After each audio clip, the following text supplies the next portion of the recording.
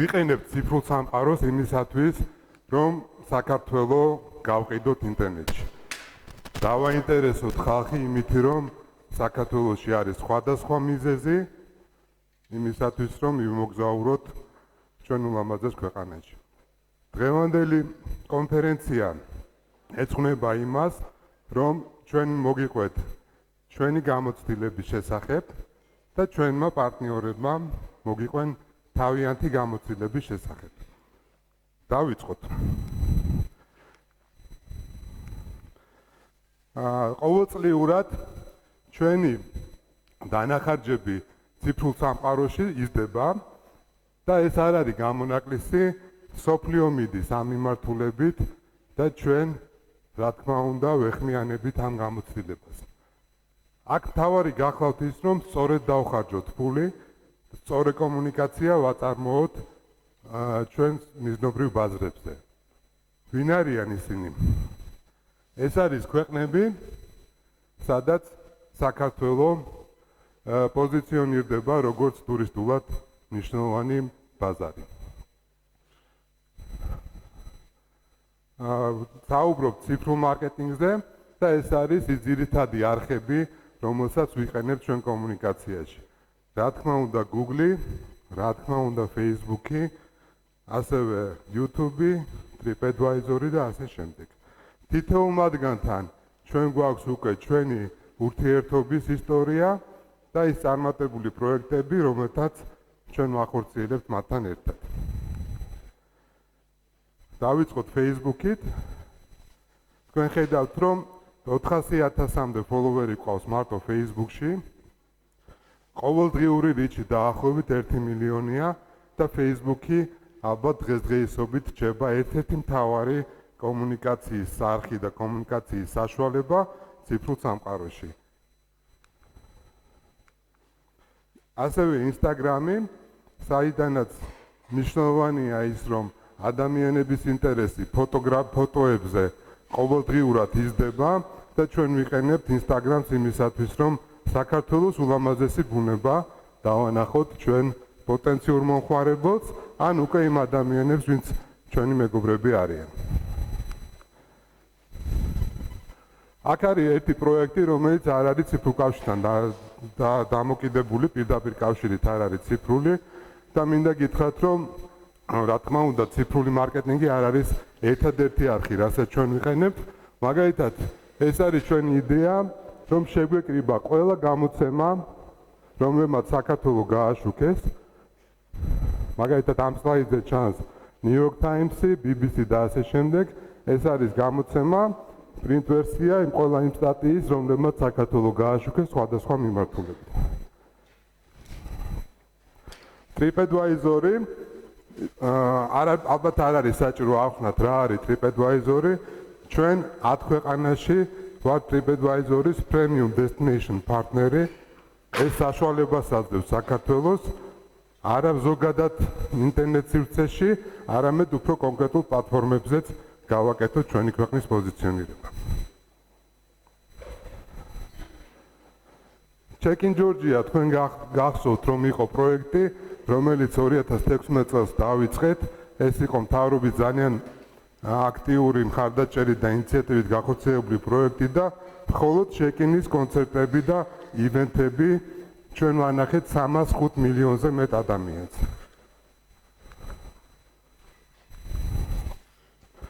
ვებსაიტი ყველა მარკეტინგული კომუნიკაციის შედეგი არის ის, რომ ადამიანი შემოდის ჩვენ ვებგვერდზე, რომელიც არის landing page-ი და თქვენ ხედავთ, როგორია ინტერესი ჩვენი ვებსაიტის მიმართ. ბოლო თვეების განმავლობაში თითქმის 2 მილიონი უნიკალური იუზერი და ყოველი მესამე ბრუნდება საიტზე, იმიტომ რომ ისინი არ არიან ერთჯერადი მომხმარებლები.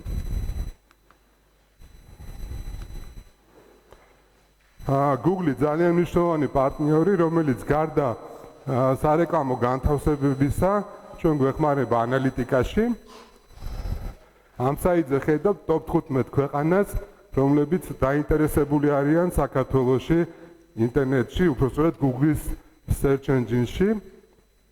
და კიდევ უფრო მნიშვნელოვანი გვერდი გახლავთ ეს არის ის იმ ქვეყნების ჩამონათვალი, რომლებიც ლიდერობენ ბოლო 1 წლის განმავლობაში პროცენტული ზრდით. ჩვენთვის განსაკუთრებით მნიშვნელოვანი იყო ეს მონაცემები და რატომ? პირველ სამეულში არის ისეთი ქვეყნები, არაბთა გაერთიანებული საემიროები არის პირველ ადგილზე, ყაზახეთი მეორეზე და საუდის არაბეთი მესამეზე, მეოთხე რუსეთი და ბელარუსი, რომელსაც მოყვება ისრაელი. ეს არის ქვეყნები, სადაც ჩვენ ძირითად მარკეტინგულ ხარჯებს წევთ. ეს არის შედეგი თუ მარკეტინგულმა კამპანიებმა როგორი ინტერესის აფეთქება გამოიწვია ამ ქვეყნებში. კიდევ ერთხელ, რის საშუალებას გვაძლევს ციფრული მარკეტინგი, სხვადასხვა ასაკის, სხვადასხვა ინტერესთა ჯგუფის ადამიანებს ჩვენ შეგვიძლია კომუნიკაცია ვაწარმოოთ და დავანახოთ სხვადასხვა საქართველოს, სხვადასხვა პროდუქტი იმისათვის, რომ ყველა ადამიანს უპოვოთ მისთვის საინტერესო შესაძლებლობა საქართველოში მოგზაურობისა. ხედავთ, რომ დიჯიტალი ციფრული მარკეტინგის ნაწილი ხარჯების მხრივ ლომის წილი უკავია და ეს ტენდენცია მომავალშიც გაგრძელდება. და რა არის შედეგი, რას ველოდებით წელს ჩვენ ყველანაირი ტიპის მარკეტინგული კომუნიკაციისგან? მე შემიძლია უკვე თამამად გითხრათ, რომ ჩვენ გადავლახავთ ორ მნიშვნელოვან ნიშნულს, ეს არის 6 მილიონზე მეტი ტურისტი და 2 მილიარდ დოლარზე მეტი შემოსავალი. დიდი მადლობა.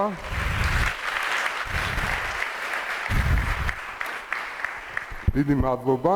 მე მინდა განსაკუთრებული მადლობა უთხრა ჩვენ სტუმრებს, რომლებთაც ახლა ვიხილავთ ჩვენ პრეზენტაციის დროს.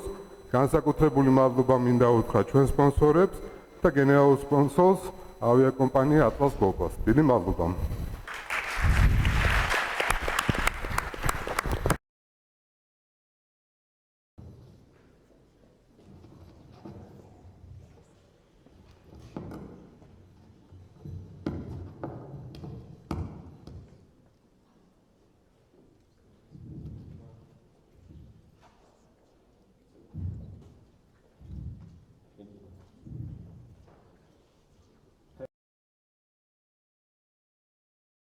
Aurélien Buttin. I'm a French photographer. I'm doing traveling and road trip photography.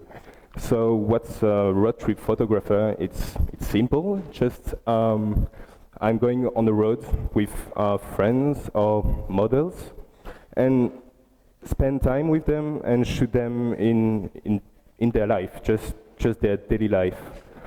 When they are sleeping, when they are laughing, having fun, fighting, everything. And so, how I work, there is 5 points to have this result with the photo. It's to create an atmosphere, to give the feeling of freedom to the audience, to the people who will watch this photo. The photo must be dynamic, so with actions and everything on it, to give the desire to the people who watch the photo to travel. If the people look at the photo, then I want that they want to travel after that. And the person have to identify himself to the person on the photography. So create an atmosphere. It's more like I'm going for at least, I like at least a weekend with people, and just, I'm not shooting all the time. I mean, I'm not thinking, I don't like to think. I'm not thinking about what's a good photography. I don't guide the model. I don't do that. I'm just talking, laughing, drinking, having fun, and try to create a photo around me. So with people in a good landscape, and when everybody is comfortable, I can shoot everything happen around me. It will be like a real lifestyle photography. So freedom, the photos talking by itself, it's just try to go to some breathtaking landscapes, chill there, make a campfire, just living the life. And like that, the people who's watching the photo, it make them dream. People need to dream, and so they feel free somehow.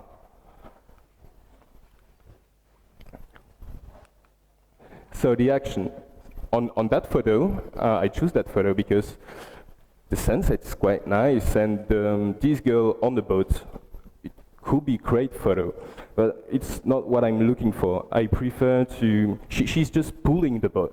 So something happened, and people can, you know, it's more easier to create a story like, what the hell she's doing? You know, it's better than just standing on the boat and posing. When you know, it's like we are doing something, we were doing something. But yeah, so action in the photo is really important.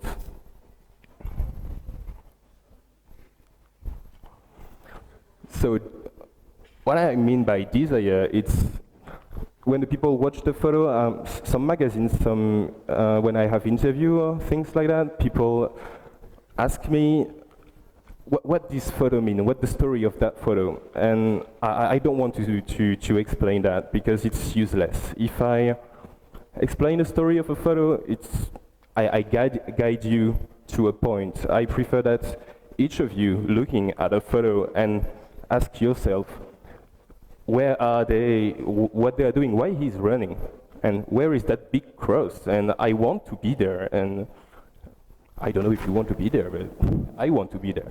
And yeah, so make the people dream and want to go at that place, want to travel there, because it looks sometimes mystical, sometimes fun, and identify. So it's the same with that. So I always including people on my photo, most of the time, because for me a beautiful landscape, it's really nice. And a beautiful person, it's really nice too. But it misses something. When you mix both, it's like there is something happening in a landscape. It makes a scale and it adds mystery. And so if there is just this landscape, it can be beautiful. People can say, I want to be there, I want to see that for real. But with that guy here, people think more, I want to be that guy on that rock. And so people just don't want to see a landscape, they want to be in that landscape, because they want to be that guy.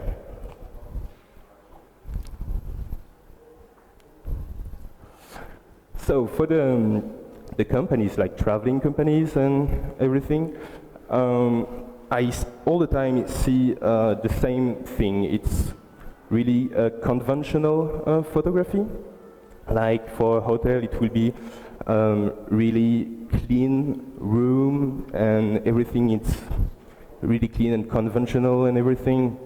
They will take like fat photo of a swimming pool with no one, and it's kind of sad. Okay, it shows how it is, but it's kind of sad.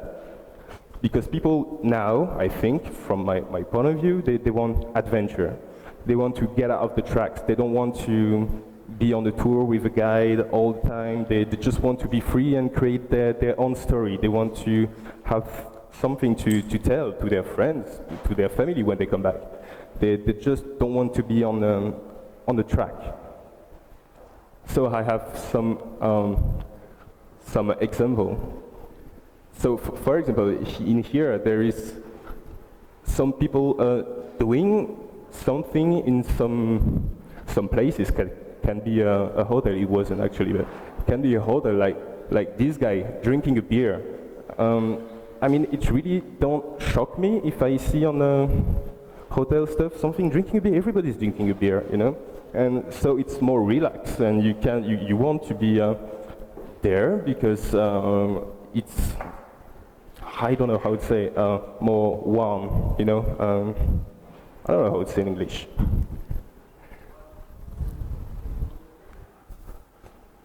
So the same here, like just people eating. That was in Georgia actually. Just people eating, having fun, just chilling to some places. All the time it's really neutral photos. So that way it's way better. So the same thing for the swimming pool, as I said. It's just the way I'm shooting, I spend time with people and just let them doing everything they want, and just be really quiet, discreet, and shoot them. That's what photo for a rental van company. So the same. It's he smokes a cigarette, but you know, it's like it's not a problem for me. It's really friendship Everybody, you can see that they have fun. There is friendship. It's on the road, and everybody is happy. It's not just a photo of the van in the garden of the company.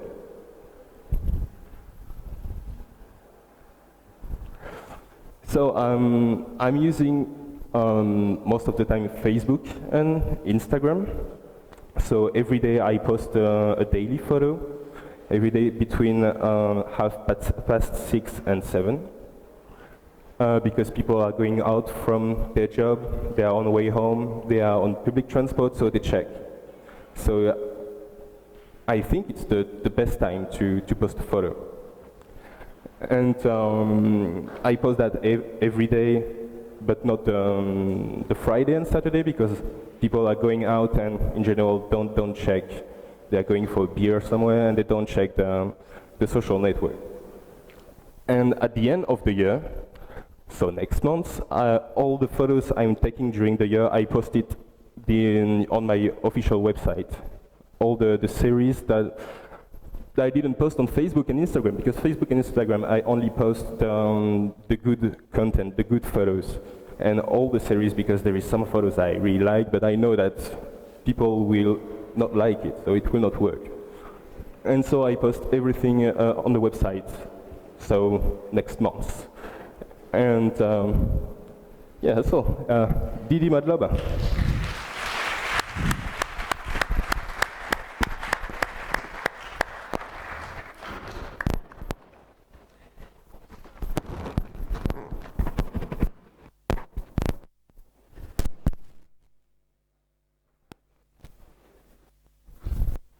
All right.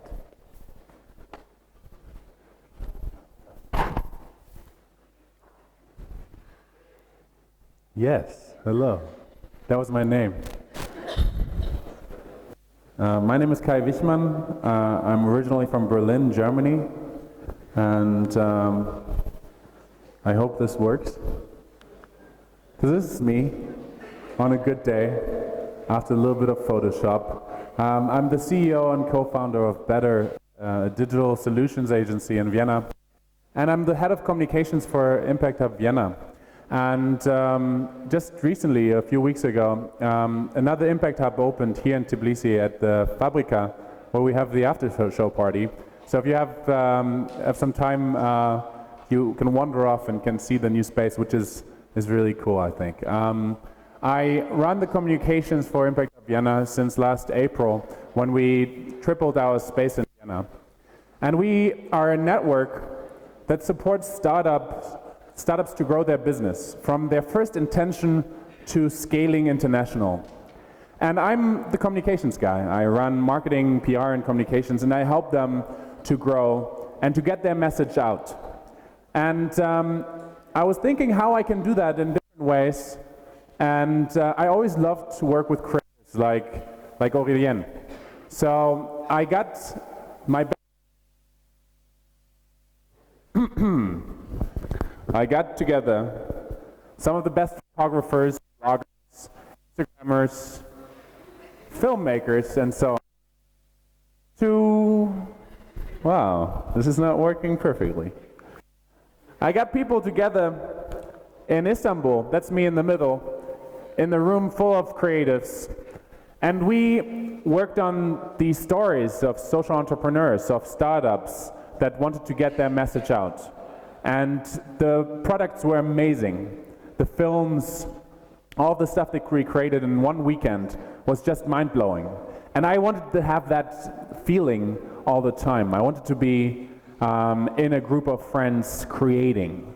And I was really reconnecting with that. And so one of the art directors who was there approached me afterwards and said the same. And we decided together to start an agency, and we got Anna on board, who will talk in the second half of the conference. Now, what do we do and how do we define digital marketing? For digital marketing, to understand our approach to digital marketing, we have to travel back. In the past, marketers had full control. So you might know this from Mad Men. And customers had no choice but to accept ads, cold calls, etc. That was the old days. Now We live in a world where the buyer is in full control and armed with all the tools to do the research and to avoid advertising where possible. So where there was cold calls, now there's caller ID. Television and radio ads can be bygone with Spotify or Netflix. So how do we get the attention of people in the digital age? We need to create something that they love. So what is it that people love? In the age of digital, people love content. And that's videos and blogs, presentations and photos like the one from Aurélien or the ones that Anna takes. So good content, how do we define that? Good content for us is that drives traffic. So we can measure that the content is successful if it brings people into action. And this is one of the examples that we worked on. And good content, in our opinion, is evergreen content. In the tourism industry, a lot of people focus on events. You will see a lot of blog posts about a big event, and you will not see a lot of evergreen content. Evergreen, tell me a song that is an evergreen. Shout it out. A song that's an evergreen. Eye of the Tiger. All right. Another one. What? I have no idea what that is. I ask again. I always say the Beatles, Yesterday. Yesterday, all my troubles seem so far. All right, so everybody knows an evergreen. What's the advantage of an evergreen for digital marketing is that once you created it, you can use that content again and again and again, and it will drive traffic over and over again. So once you create really good content, and you can look at it from different angles. So good content that is evergreen often is also modular. We are trying to create stories, really good stories, and we believe in these stories. We want these stories to live in different platforms, and we want them to get to as many people as possible, and we want those people to take action. So that's why we create content that's evergreen and modular. So it lives in all these different platforms and not just in one. So this is just a suggestion. If you want to be efficient and economical with your content creation, you go for evergreen and modular. And most often the clients that come to us, they don't create modular and evergreen content, and they miss a lot of opportunities. Because even if it is really boring for you, if you have a retailer that sells shoes, and you would write a blog post about how to tie your shoes or how to find the right size for you, if you are an online retailer, for example, this might be really trivial, and it might be something that you just do once, and you do it kind of like awkwardly with like a measurement tape and some really bad photos. But if you focus all your attention and creativity in this seemingly boring content, and you make it really cool, this content is golden, and you can use it again and again, and it will give you a lot of pleasure over time. So if we want to know who we can create this content for, it's these guys. It's our buyer personas. And at our agency, we spend days and days and days trying to understand the people that we create the content for. And we understand their background. We assume, their everything from their income to what languages they speak, to what they communicate and how they communicate.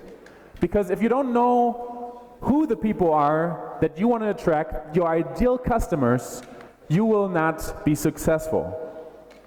The buyer personas define your strategy. If you create content that's not the right time and the right place for your audience, for your perfect customer, you will not be successful.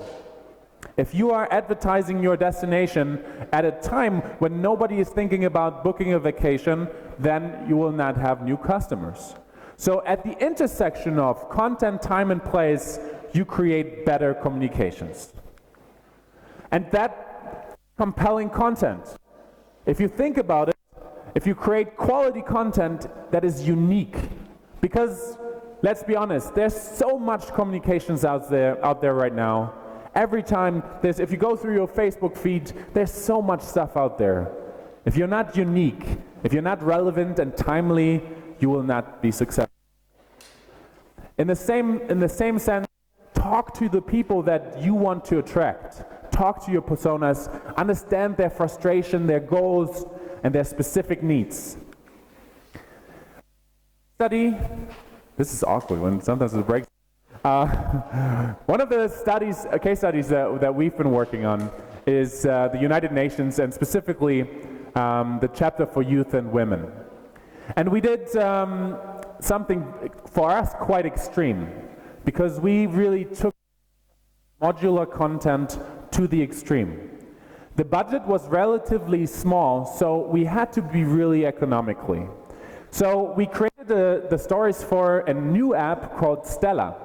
And we had a cooperation with them. It's a quite small app. But what's so great about this app is that you can tell stories in different ways. You can use music to embellish your story. You can use video. You can use the photos that you take, and all in this little app. And then, once the story is built for one platform, we took it on the road. We had about 20,000 views per story and about 350,000 views over the last 3 months.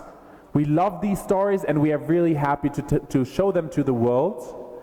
But we also bring them to other platforms. So we took them to Facebook, to Instagram, to all the other channels, and we tell these stories all across the platforms.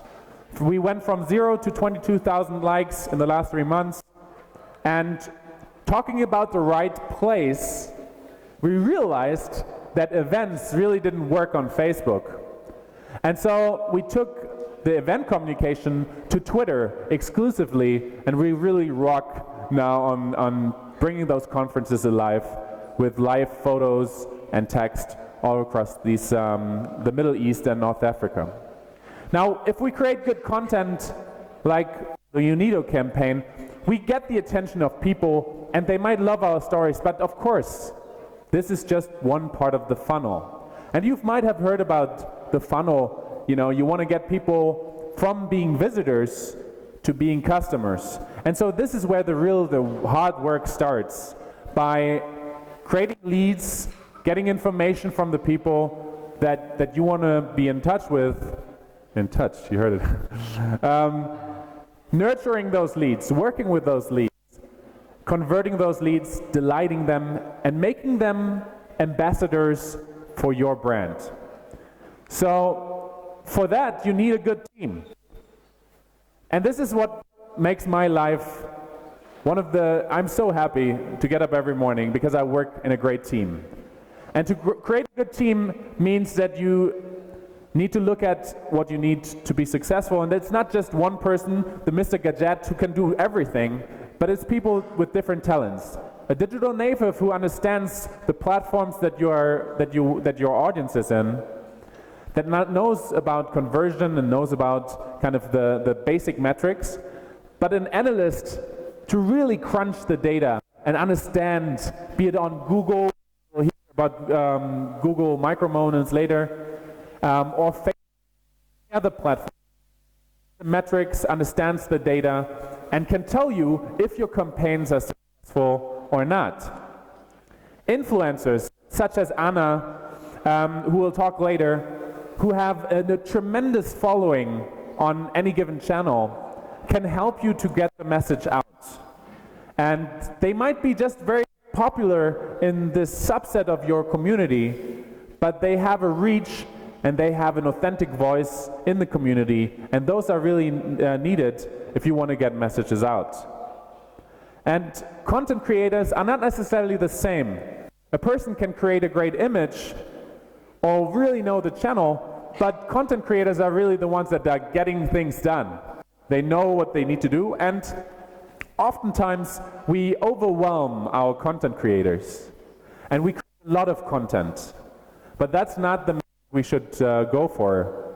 We should create content that's, as I showed before, on time in the right place for the right audience. And so some of the biggest companies in the world hire content creators to create just 2 or 3 content pieces per month. But those content pieces better rock. Ultimately, even if you're not part of the digital marketing team, you might still be a valuable asset to communications in your endeavor, in your venture, in your agency. A growth hacker is somebody that cares about the growth of that venture. And sales and marketing, communications work together. Only then we can be successful. Last but not least, I will leave you with a quote that we feel very connected to as an agency that tries to improve every day. It's do the best you can until you know better. Then when you know better, do better. Thank you.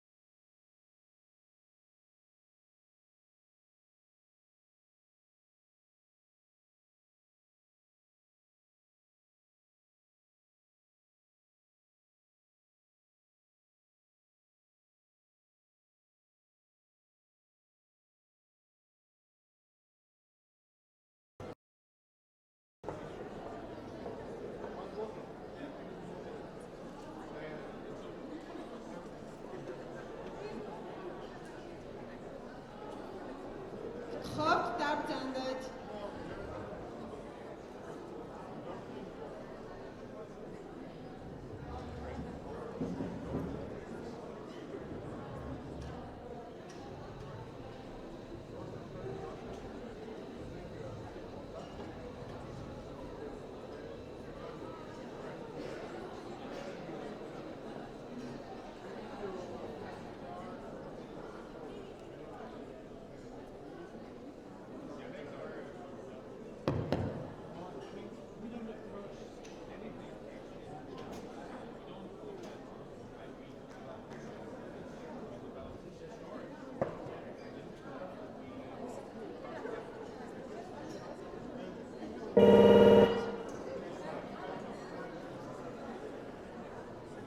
Short დაიკავოთ ადგილები.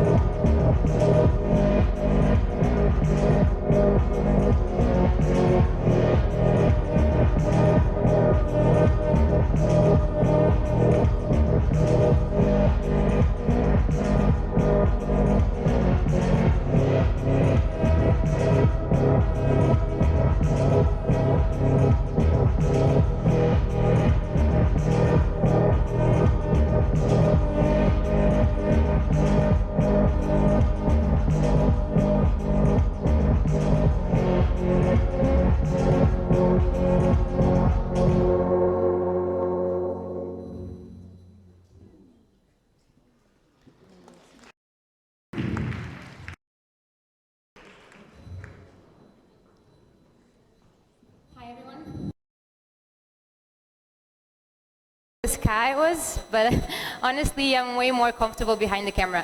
I'll do my best though. I'm going to be talking about Instagram.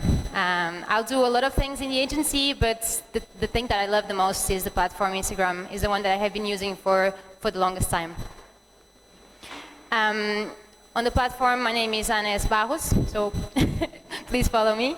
I have been using the platform since 2010. I was one of the first users.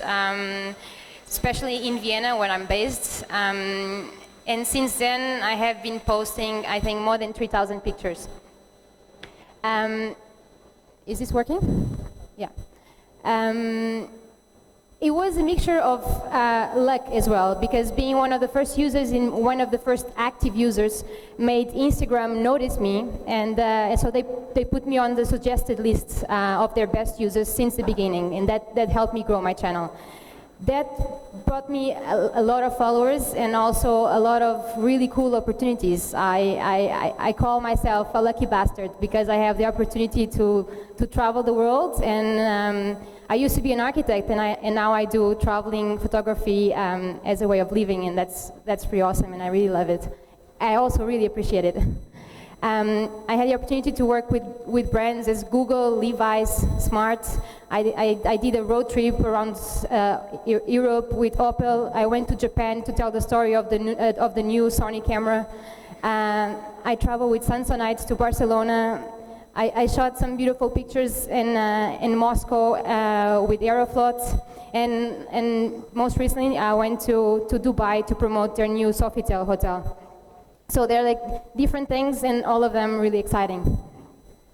But what makes them more special for me is that when the clients approach me, they don't just give me a product, take this product and promote on your channel. It's a collaboration between me and the brand. So we try to tell the story and make it interesting for my target, for my group, because I'm not going to tell the story of the brand. I'm going to keep telling my story on my way, but help promote the brand. And that process, that conversation between me and the brand became also my passion, and that's why I joined Beta and Kai. And what we do in the agency is to help other brands build their own channels. And I just bring you one random example. We picked one brand, Isostar, and we tried to understand how should this brand look like on social media. It's what we do normally. We pick an image that represents the brand. We try to tell the story, the feeling, and the message behind, and all of that combined in pictures, because those we know it's the key content. Video and pictures work well on social media. So we always try to understand the visual identity, which means colors, and then the message. The message here was sport, outdoor, and inspiration to do things, to go outside and work out. And ultimately, we wanted to make the brand look cool again, and I think that message is now more contemporary and makes the brand look cooler. We also did the same for a restaurant in Vienna, and that's a project that I have been doing since January this year. This restaurant has a new menu pretty much every week. So they need new content every week to post on social media. They use Facebook to announce their new dishes. So every Monday I go there, I create content, and then I post frequently throughout the week. But that content has a rule. It's not random. So I always, the restaurant had a corporate image, had a brand identity that was existing before social media. So the channel translates that language that they built already and puts into pictures on their Instagram. That was my concept for the brands. So this is the atmosphere of the restaurant, and those were the kind of shots that I wanted to do because I use Instagram for quite some time, and I know what kind of shots work better and people like the most. And that's the result. So I have 180 pictures already on the platform, and the colors are always the ones that represent the restaurant. So people, even if they haven't been in the restaurant, they look at the pictures and they somehow understand the atmosphere that they're gonna see when they go there. And then the dishes and the captions, they explain what the dishes are and what's new on the menu. So what to look for to go there the next week. But there's more. Like, good content is not enough. We need a strategy. And for that, we need to look at the big picture. So right now, unfortunately, humans have shorter attention span than goldfish, and that's true. Like, we have less than 10 seconds of attention span. People really click and go through Instagram really fast, or Facebook, or every platform. So we need to be really clever. Those seconds are precious. And we cannot really expect that people go to our Instagram and take time to open the picture, read the caption, and then find it interesting. That takes too long. The first impression that they see, the feed, profile picture, the bio, and the first 6 images are gold. They need to be really good because they need to capture the attention and make people decide, okay, I need to follow them because they look cool right away.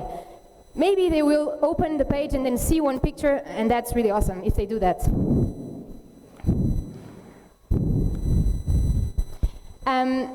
For that reason, it's really important to understand what to post next. It has to have a rule. So you need to understand what was your previous picture, what picture do you have in the corner of the feed, because it needs to be balanced. There's proportion, there's colors, there's things that are attractive for your eyes, and you need to build that image. This is an example of my feeds. Recently, I went to Hamburg, and I had this group of pictures that for me translated the atmosphere that I found in Hamburg. It was snowing, the architecture had that color, it was autumn, so those were the colors that I saw, and those were the colors that I wanted to translate. But I also went to a museum that was beautiful, and I captured those really colorful images on the top. So I saved them and I posted it in a row. So visually they are organized. So everything has an order, and I think that's really important to build your own brand. Also, really important is to tell a story. So what will make people get back to your channel?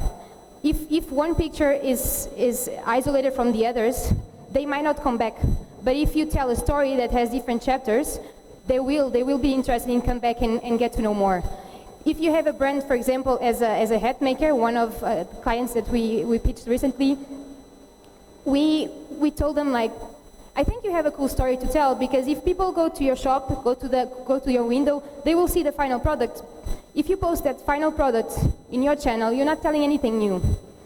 But if you tell the story of how you got to that design, what was your inspiration, what are the materials, how did you produce it, and then the final product, then you have a way more interesting story to tell, and then people will follow you on Instagram because they will see something different that they don't see on the store.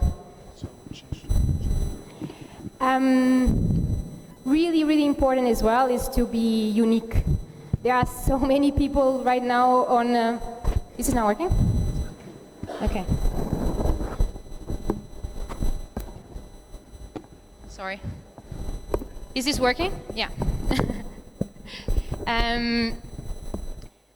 It's really important to be unique because right now as you know, everybody's on social media. There are so many voices, different voices, and you wanna be different. You wanna stand out.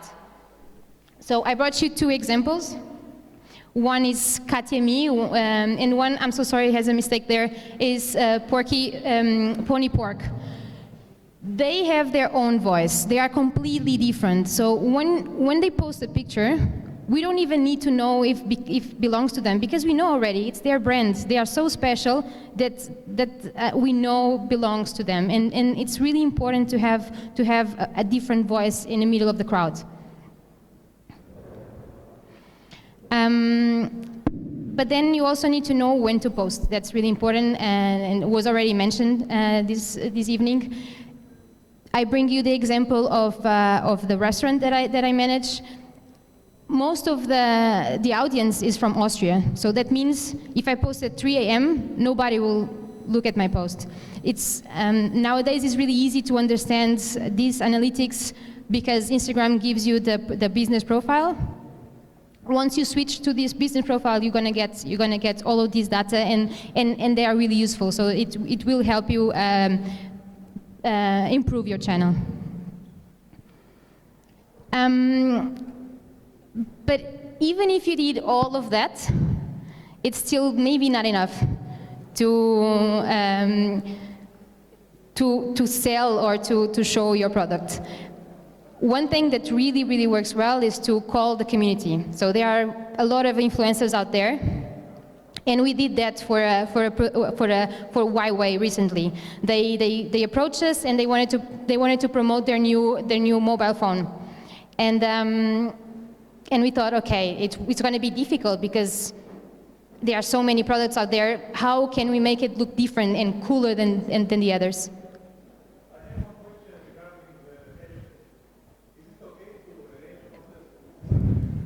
I will explain why it has this hashtag. This is for the German market only, and it was with the budget from a German client. The different Huawei's, different marketing guys had a different hashtag because they have different budgets.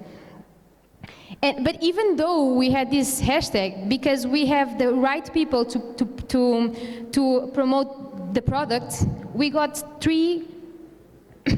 3,000 submissions in 4 weeks. Because we had, first of all, we asked people not to promote the phone, not to show the product. We asked people to be creative and to post pictures on Instagram that they like. And then those pictures are related to the brand. People then link that cool thing of being creative and putting pictures out there with the brand. Is like, oh, Huawei is giving me a phone. If I put a picture that I like and makes me be creative, that's cool. So I want to be part of it. I don't need to promote. I don't need to show the product. I'm going to show my talent, and that's what worked in this campaign so well. And people really loved it, and the client as well. So yeah, if you need help with your channel or if you need influencer market, there you are.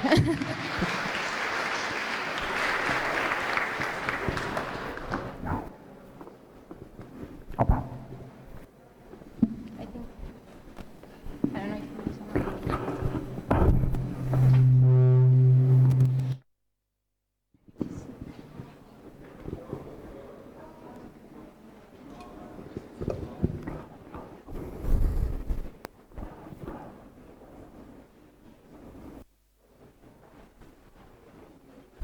Гамарджоба. Слышно меня? Нормально? Или взять микрофон? Хорошо. Только потише, наверное. Меня зовут Виктор Лягушкин, я постоянный фотограф National Geographic и Nikon амбассадор. Меня сюда пригласили, видимо, по ошибке, наверное, ошиблись адресом, потому что я, к сожалению, ничего не знаю про цифровой маркетинг. Я умею делать фотографии, которые смотрят люди, но за те 15-20 минут, которые я буду рассказывать, невозможно научить вас всех делать гениальные фотографии. Это выше моих сил. Поэтому, наверное, я просто покажу какие-то фотографии и расскажу о том, как мы в National Geographic работаем. Так.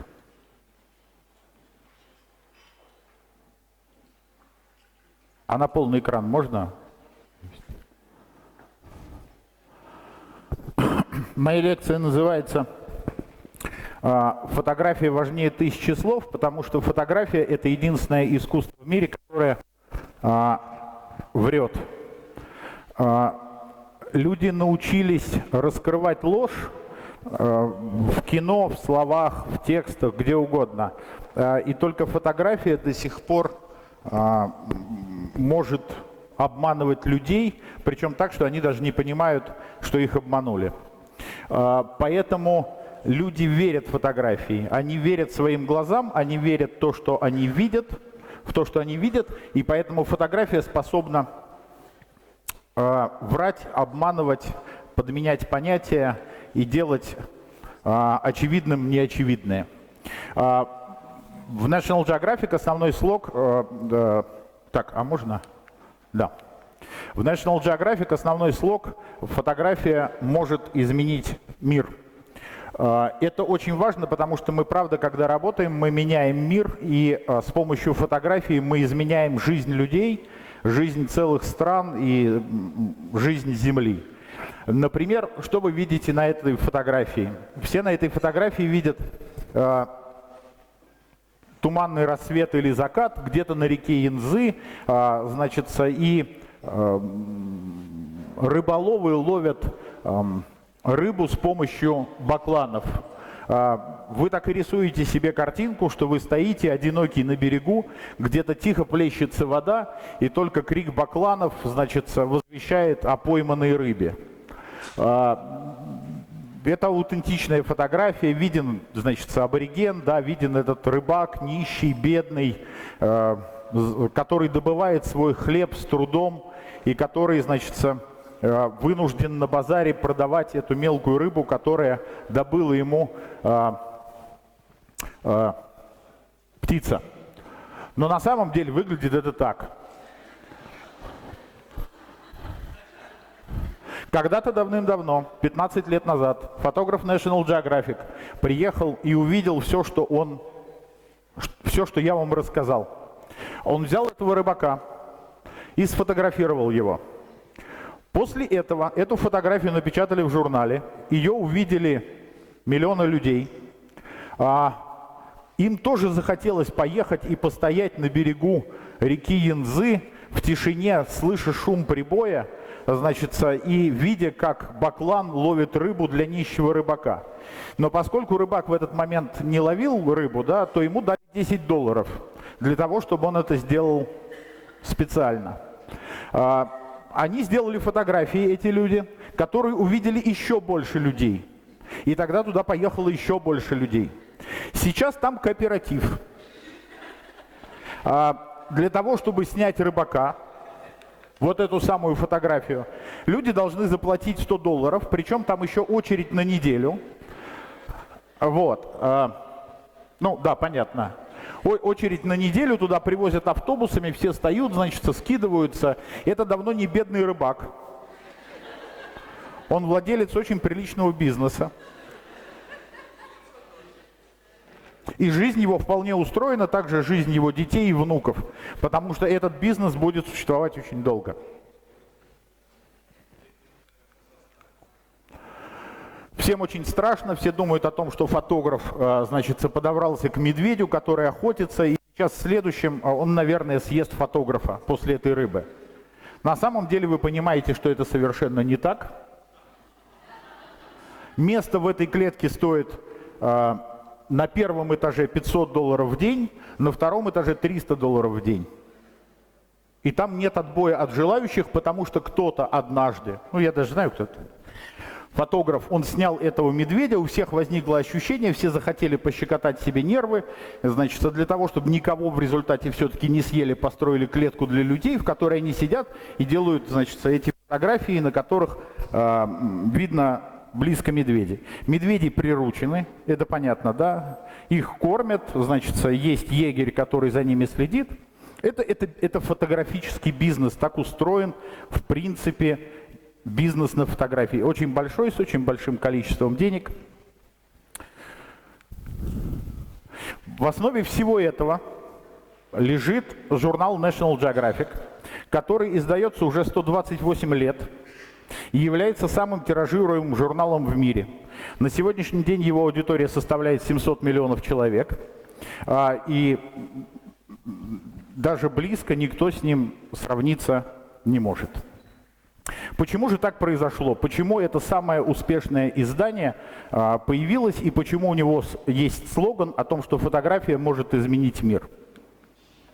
Все началось с этой невзрачной фотографии, которую в 1905 году фотография профессора Цыбикова, которую в 1905 году получил редактор маленького такого журнальчика, который назывался National Geographic. Он получил эту фотографию, и поскольку у него оставалось свободное место в журнале, он решил напечатать их на разворот, снабдив подписями.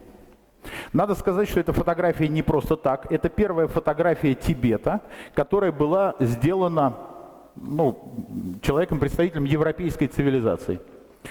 Тибет был очень закрытой страной, туда нельзя было попасть, и тем более нельзя было фотографировать, за это полагалась смертная казнь. Получилось так, что профессор Цыбиков, он был бурят и имел классическое ламаистское образование. Он сумел тайно пронести в Тибет фотокамеру и, несмотря на угрозу жизни, сделал 40 фотографий Тибета. Это были первые фотографии этой страны, вот, этих построек. И редактор National Geographic напечатал эти фотографии. Тираж журнала увеличился с 218 экземпляров до 2000. И это стало переломным моментом. С тех пор, значит, соответственно, уже 121 год журнал National Geographic печатает фотографии на разворот, снабжая их короткими комментариями. И, соответственно, каждая фотография, которая там напечатана, должна удовлетворять 3 обязательным условиям. Она должна показывать то, что никто не видел, должна быть снята там, где никто не был, и снята так, как никто до этого не снимал. Когда эти 3 условия выполняются, то, соответственно, это материал National Geographic. То есть, для примера, если вы сфотографируете котика своего домашнего и пошлете в журнал National Geographic, то его не опубликуют, потому что котиков много. А если вы вдруг построите ракету, слетаете на Сатурн, сфотографируете ее и вернетесь, то у вас возьмут эту фотографию, потому что она как бы будет уникальная.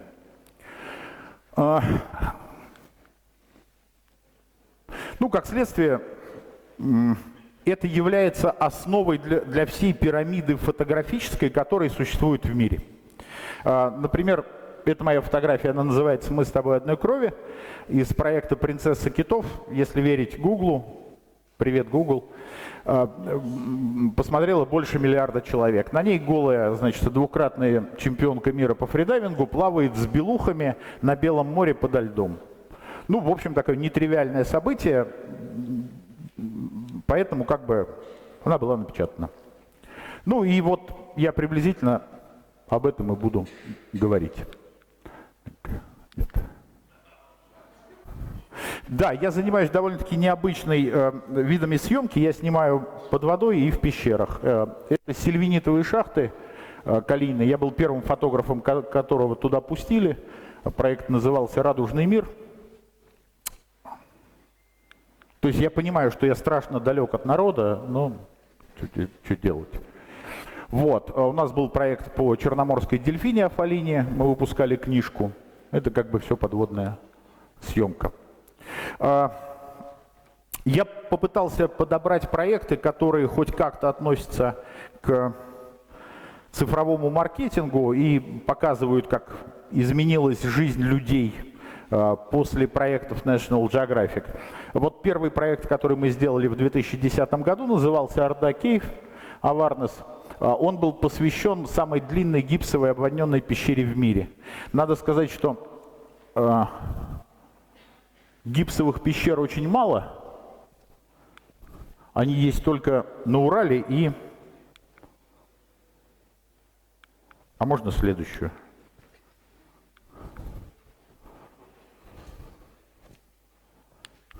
Нет, это много. Назад.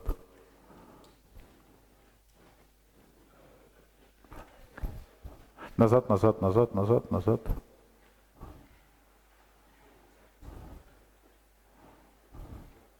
Еще назад.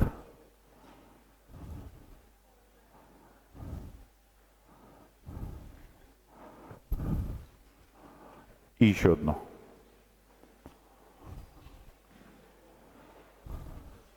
И еще одно. Извините. Да. Это очень редкое природное явление. Теперь вперед.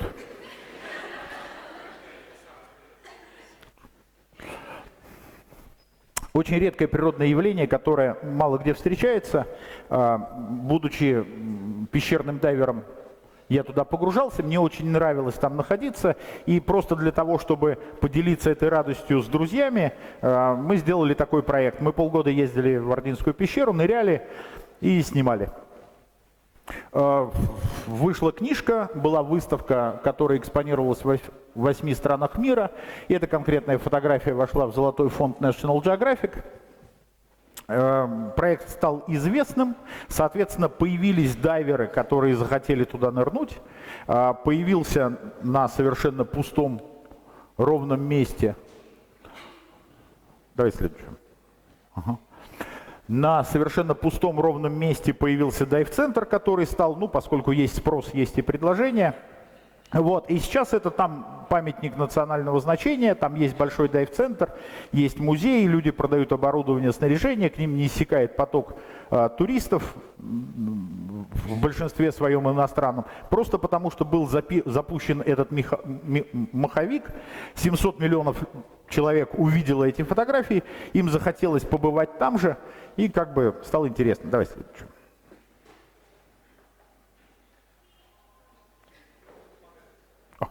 Ну вот, собственно говоря, как все это выглядело. Вот дырка в земле и дырка в земле. Да, кто бы мог подумать, что так все произойдет.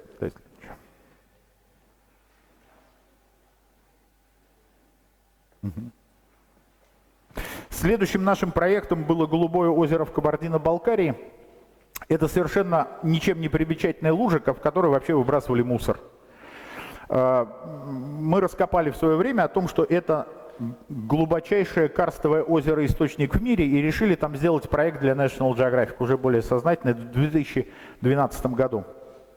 Мы туда ныряли, исследовали, много не поняли, да, спасибо.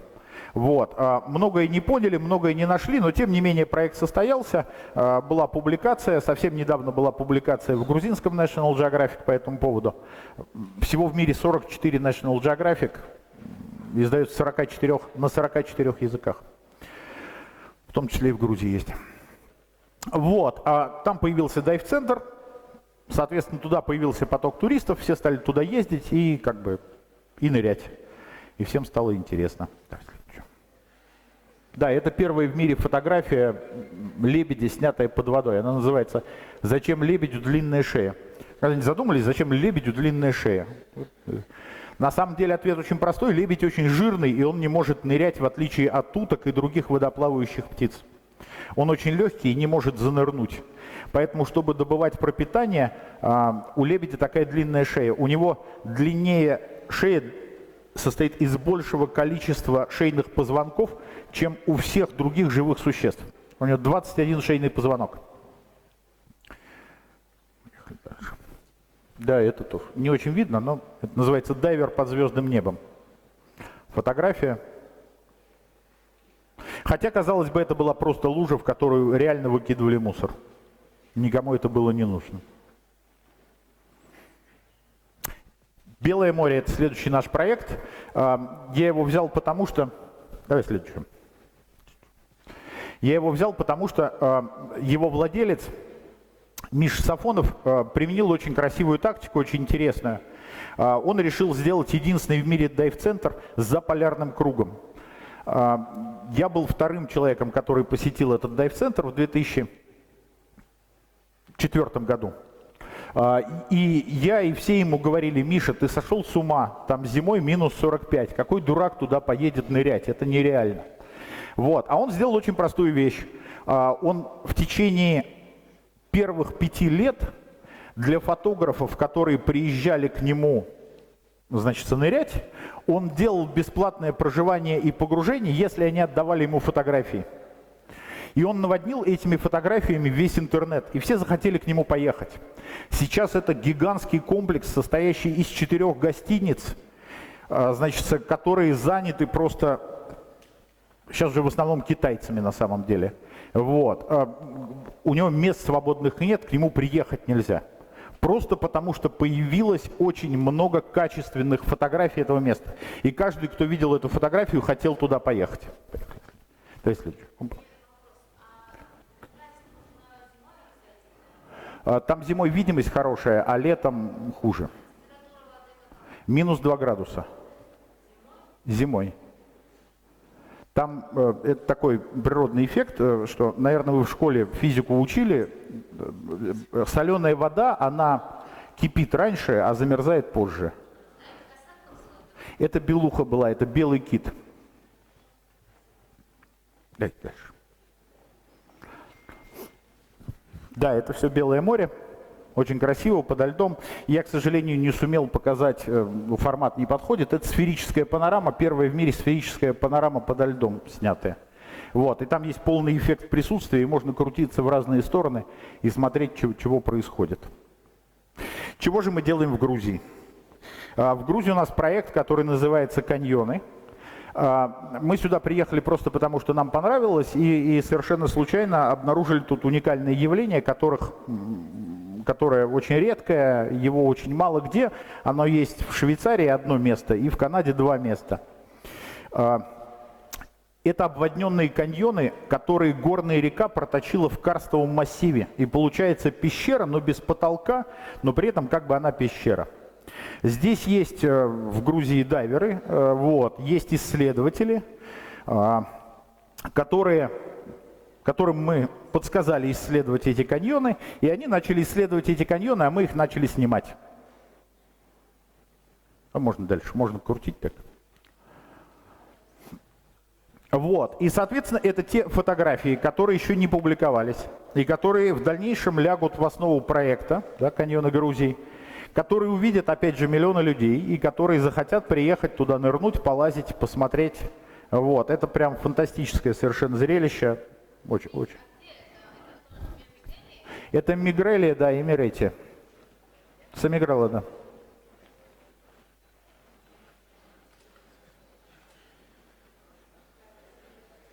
Проект еще продолжается. Он в прошлом году начался, мы 3 месяца там ныряли.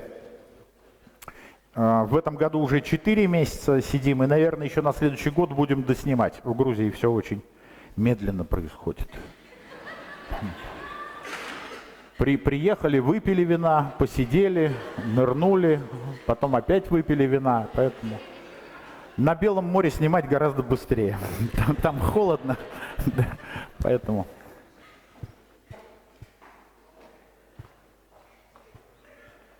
Да, это вот то, что у вас есть, и то, что в дальнейшем, скорее всего, выстрелит и будет очень популярным туристическим направлением. Спасибо.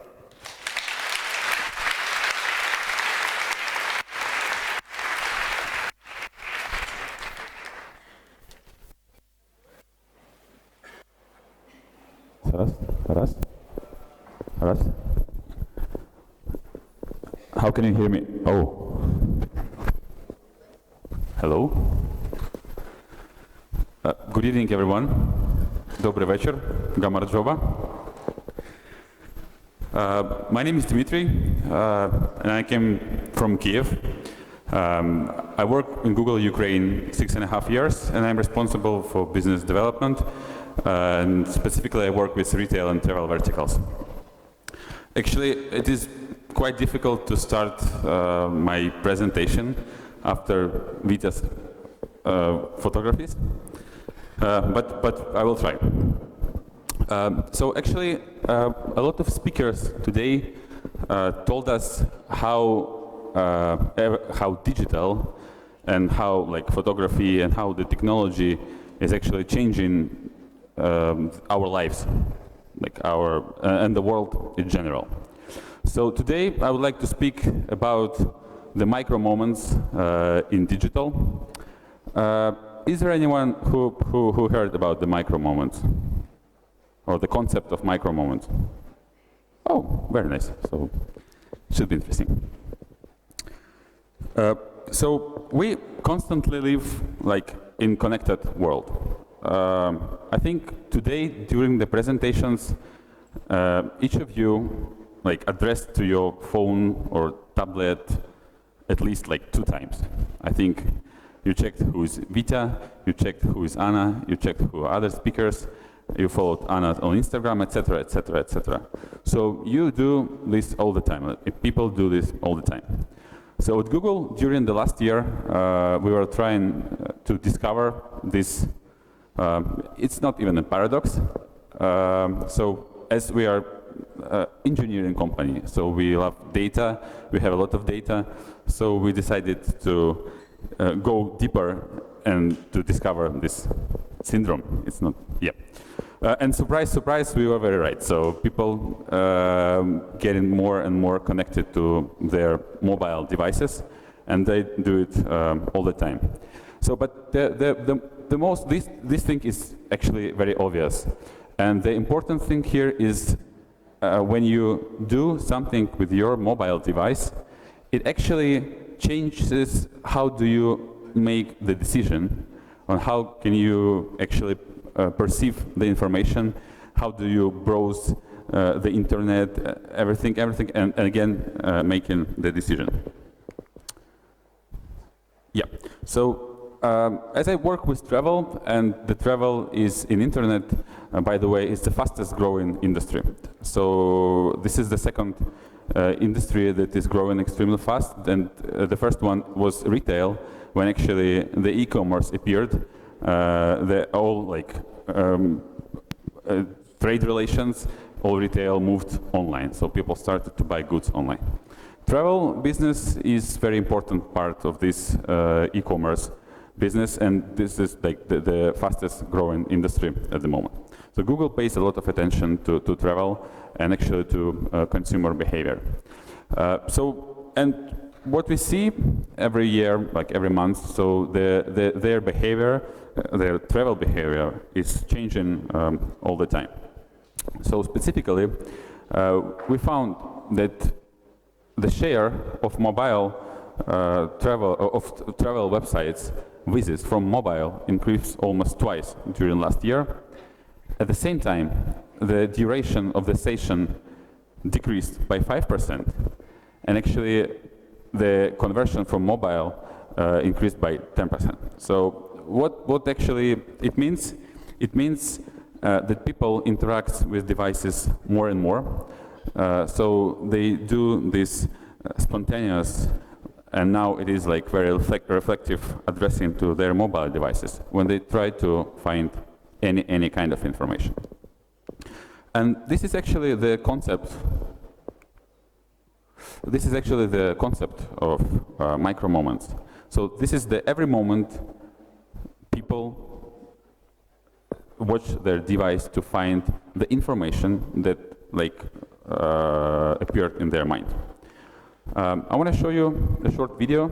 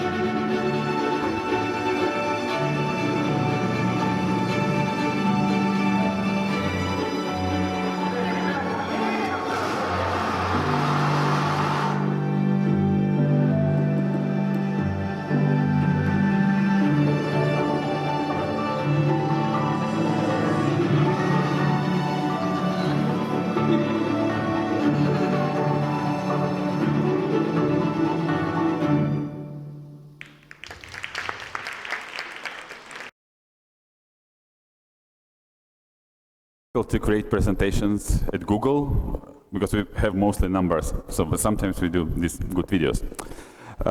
So coming back to this like micro moments, what was shown in this video? Okay.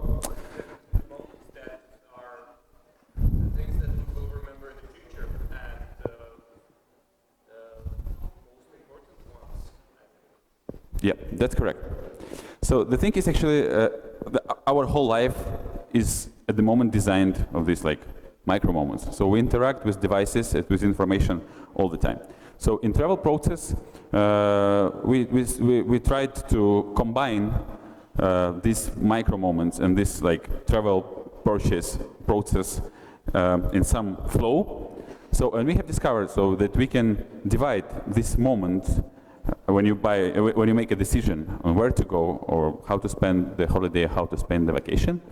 So there are 4 more important principles and 4 most important stages of making the decision in travel. So the first one is actually principle dream.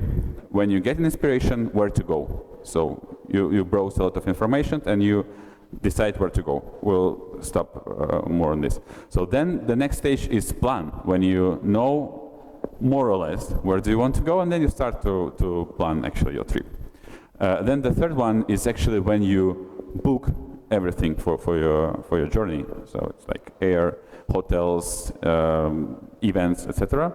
And then there is a very important thing that sometimes people, especially like in the offline world, they forget about this. So this is actually the experience. What do you feel and what you experience during your trip? And thanks actually to the digital platforms, thanks for like social networks, thanks to video platforms, people can actually experience this more and more and share this. I will stop a little bit on every stage and on every moment. So this is actually when the person is at the very first stage, at the very first of planning their trip. So according to the research, they don't know where to go. They don't know so the hotels where they will stay. They don't know the name of the airlines they will use.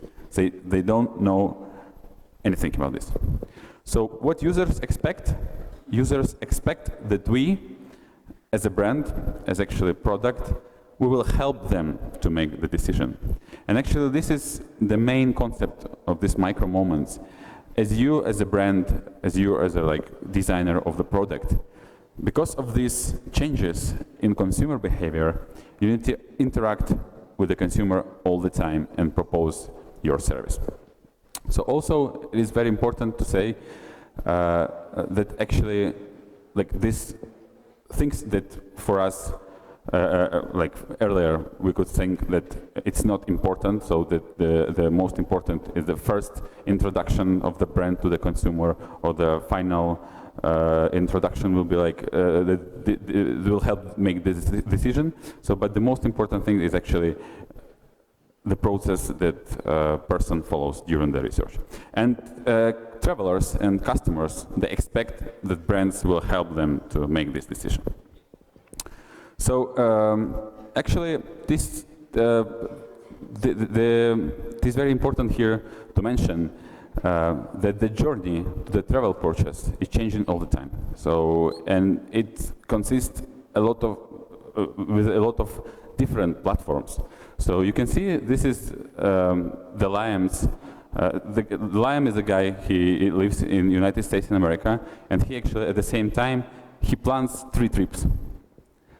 So he don't know, he know the events that he needs to visit, for example, so it's someone's birthday or someone's wedding. So but this is only the concept. He doesn't know anything about how to plan the trip. And what is important here is actually the 60% of the searches, the destination searches, is coming from mobile. People all the time looking for new destinations. And here it is very important to remember that they make a lot of decisions because of the photography, because of the pictures, beautiful, nice pictures. People see and they want to go there. So yeah, we have product launched very recently. It's like destinations at Google. When you put in search from mobile, like any destination related query, for example, like winter holidays or like wedding parties. So using our technologies, it will offer you different proposals or where to go. So, and we studied how people interact with these cards that they appear with the image of these destinations. So, and in general, people browse about 10 images on average, and this like the main. Do I have this? And this like the main image is like the most engaging. Also, I would like to mention about video, because video is really changes again how we make a decision about where to go. Almost 65% of the videos browsed on YouTube are travel related. People all the time watch the video, and like almost 2/3 of the videos now is happening online. So if you go to YouTube and check what actually the travel content that is published over there, so only 14% of the travel content made by professionals. Professionals, I mean the brands in our perspective. It's like the branded content. But the most of the content is made by the people. So this is what we actually call the user-generated content. So if you step back like for several decades, when you went, for example, to the travel agency, so they had these very nice brochures, like with very beautiful pictures, probably even made from Vita. So people checked, and the travel agent proposed, if he notices that you like this destination, he actually make you some offer. What happens now? People go not that often to the travel agent. They go to YouTube and they browse the videos, and they browse the videos that made by other people, the user-generated content. So they want to feel and try this atmosphere that this person experienced before. So this is again, it's very important to keep in mind.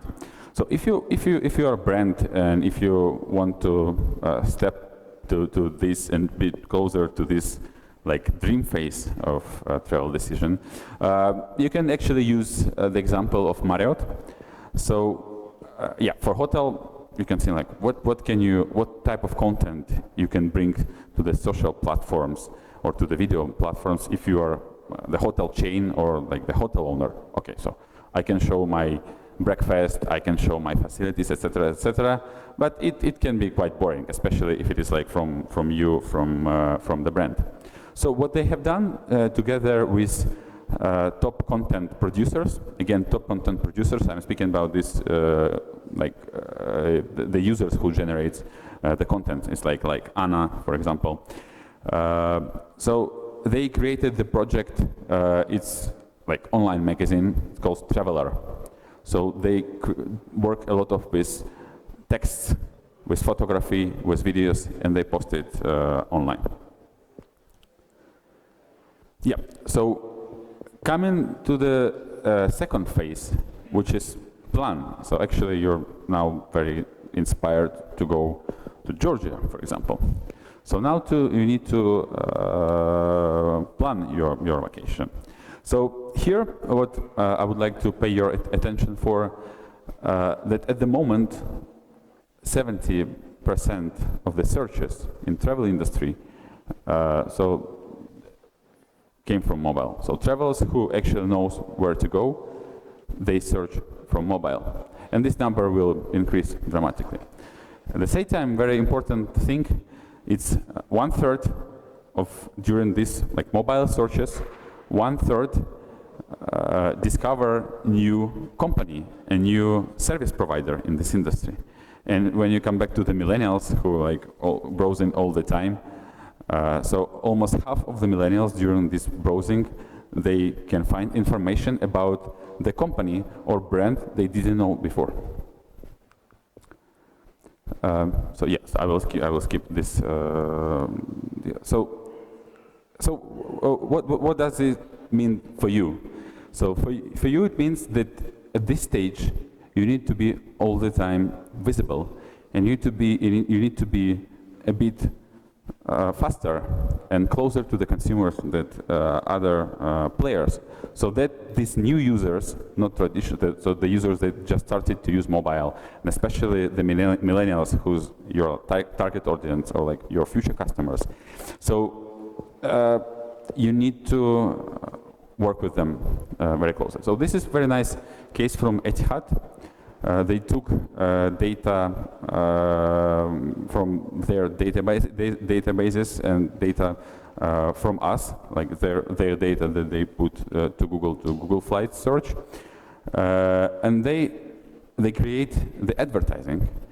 When you try to search some destination, when actually you decided that you go somewhere, now you try to find the flight for you. So when you put the destination, they show you the ad with exact price and or special offer that can be interesting for you. You don't say that this is like the best offer or special offer. So you can you show the exact price. So and this makes you closer to the consumer and closer and make him closer to make the decision. So okay, now we have a plan. We know where to go. Now we need to book the hotel. So the hotel, when you book the hotel, now you have very big players like such Booking.com, Expedia, Hotels.com. You have like some hostels provider, and you have different aggregators like TripAdvisor that aggregates a lot of data.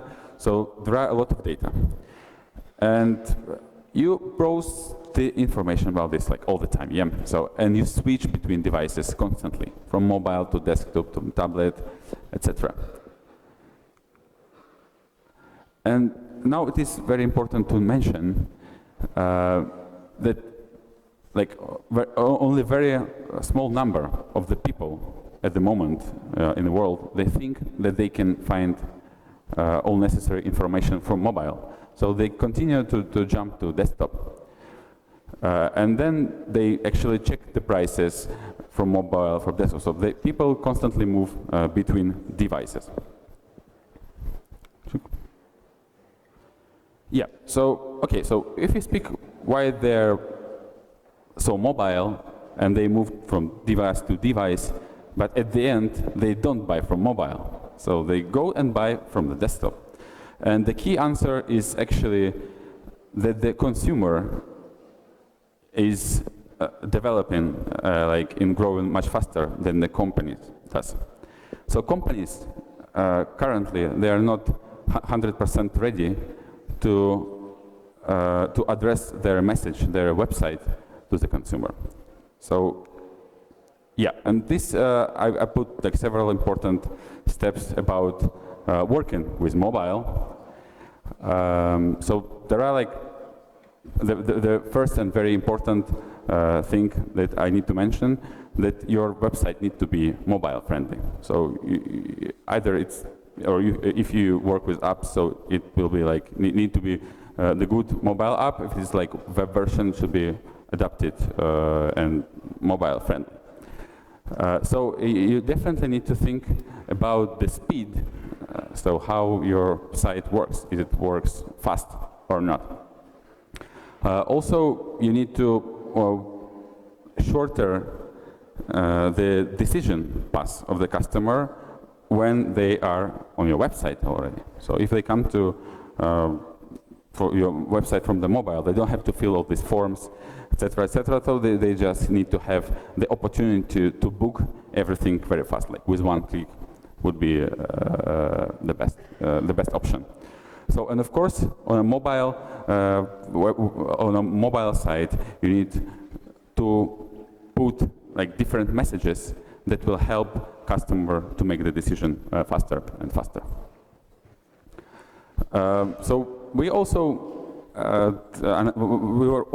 were analyzing the behavior, how people search in Google from mobile devices, and it's very interesting that 85% travel booking related searches is actually about the booking something tonight or today, so or some at this moment.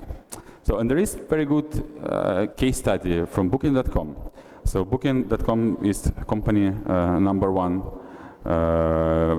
in terms of properties that they have on their website. So they also, and one of our biggest customers. And together, like we were analyzing this data, and after that they offered the product, they call it Booking.com Now, which actually the last minute deals for the hotels. So when you come somewhere, and I think, do I have this? No, okay. There is, according to our research, when the person comes to some city, almost 1/3 of the travelers book their hotel or their stay at the very last moment when they arrive to destination. If you speak about the business travelers, it's almost half of the business travelers do this. So actually, it is very important, and Booking used this and offered this to his customers. And then there is like the fourth pillar is actually about the experience. And this is like my killer slide, I call it, because when you talk to the traveler, when they book their vacation, when they book their trip, they expect from the travel provider that they will give them information about the destinations, where are they going. So it's for me it's difficult to somehow to explain how it happened, but maybe from this like classical travel agents years back ago. But the thing is, people expect, if you're a travel provider, that you will tell them what to do there. Skip this.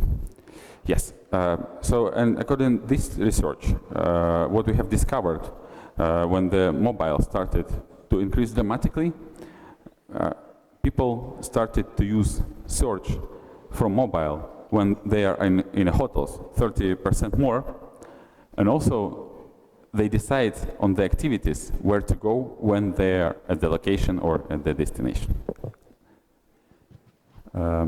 So how can you use this?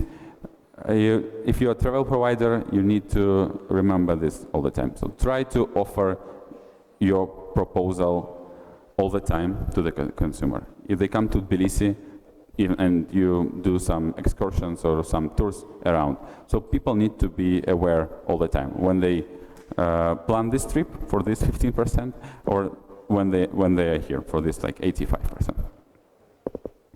Yes, and this is also one of the important things. So people choose their travel destination because they want to visit new places. So they always want to discover something. So, and only like 18% of the people plan to revisit these places.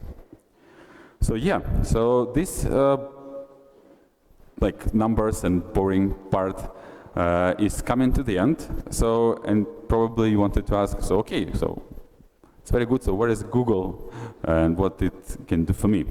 So Google, in these situations, in this environment, we are kind of connector. So we're a connector between you as a travel provider and between the customer. So we're always working on improving our technologies, our search technologies. So the information should be as much relevant as it is possible for the customer. So, and this combination will definitely, like combination of you and us, will help us to make this like consumer magic, consumer micro moments. Thank you very much.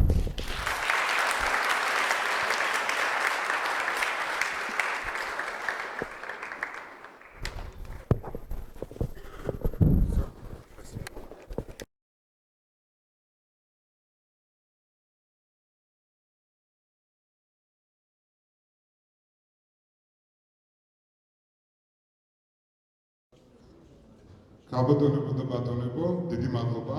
მე მინდა თქვენი სახელით, ყველა სახელით კიდევ ერთხელ მადლობა გადავუხადო ჩვენ სპიკერებს. Please.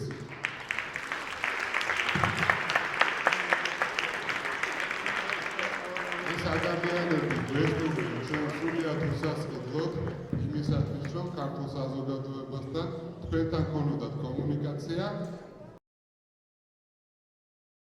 გამოცდილების შესახებ და მინდა მადლობა გადაგიხადო თქვენ მობრძანებისათვის.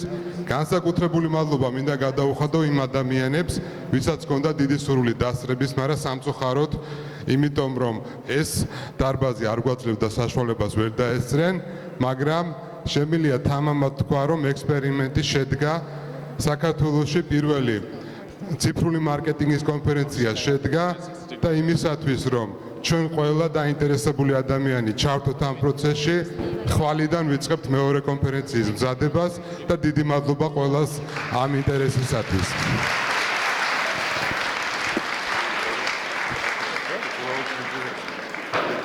Кажется, что-нибудь? Да? Давайте. Thank you very much. Yeah, sure. Thank you.